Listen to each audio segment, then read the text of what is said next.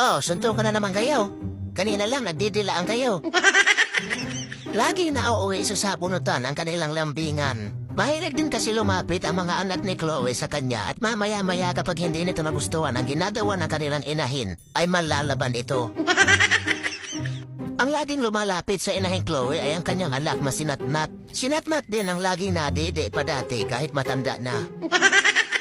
Si Cassie naman ang pinakaantukin, lagi na lang tulog. Kahit nakaupo yan ay tulog yan. Ganda na naman lang ang ambag ni Cassie. Sa puntong ito umakyat na naman dyan si Natnat sa kanyang inahin na natutulog. Napakahilig talaga ni Natnat lumapit sa kanyang nanay.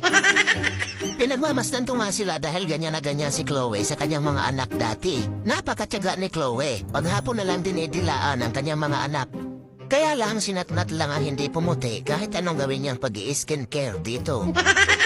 Napakatyaga ni Chloe sa kanyang mga anak kahit malalaki na ay naalagaan niya pa rin ang mga ito. Nanay na nanay talaga siya at kung hindi lang mahirap magpadami ng pusa, madami pang magiging katulad ni Chito. Napakagwapo.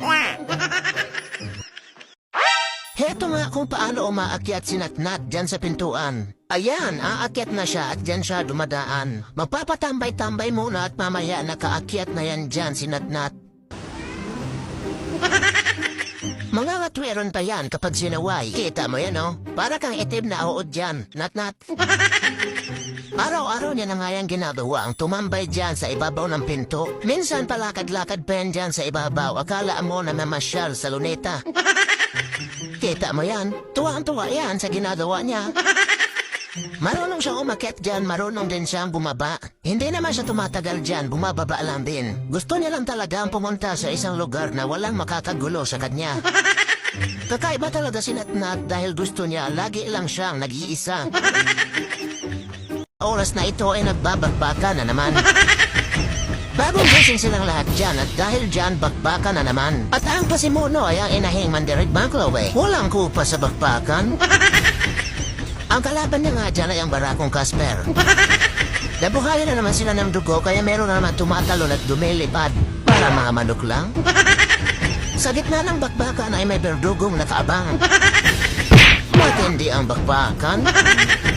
Walang kupa si Chloe, mandirigma pa din. At sa puntong ito meron namang isang nagpapapampam. Nakita ng digma ang pamilya yan.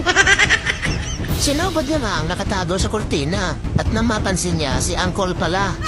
Lumayo na nga lang siya sabay kinorner naman siya ni Chloe. Hindi nga siya makapulma dyan dahil nasa bisyo makipagbakbakan ang mga mandirigma. Sa punto yan ay nanonood lang si Cassie at si Natnat naman ay tumago. Sulit na sulit ang tulog mo maghapon, Meng. Tamang-tama lang yan at matagal-tagal na din sila hindi nagbabakbakan. Dahil nga tag-ulan kaya lagi na lang silang tulog. Pero kailangan nila makapaglaro sa loob ng isang araw. Pero ganito naman ang kinalalabasan na bakbakan. Wala talagang kapaguran si Chloe. Minsan lang yan makipagbakbakan pero tinutudo niya naman. Pero hindi magpapahuli ang barako. At heto na naman ang papampam na berdugo. Sige, sugurin mo yan si Uncle yan. Diyan pa talaga tayo magsusuntukan sa tuktok, ha? Champing, kawe?